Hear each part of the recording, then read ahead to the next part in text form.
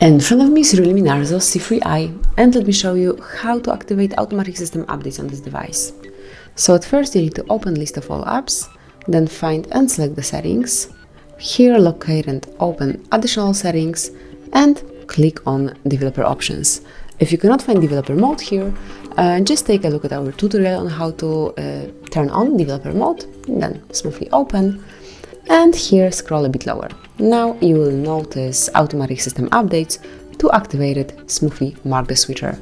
And that's it. From now on, updates will be applied automatically once your device restarts. And that would be all. This is it. Thank you for watching. Please subscribe our channel and leave the thumbs up.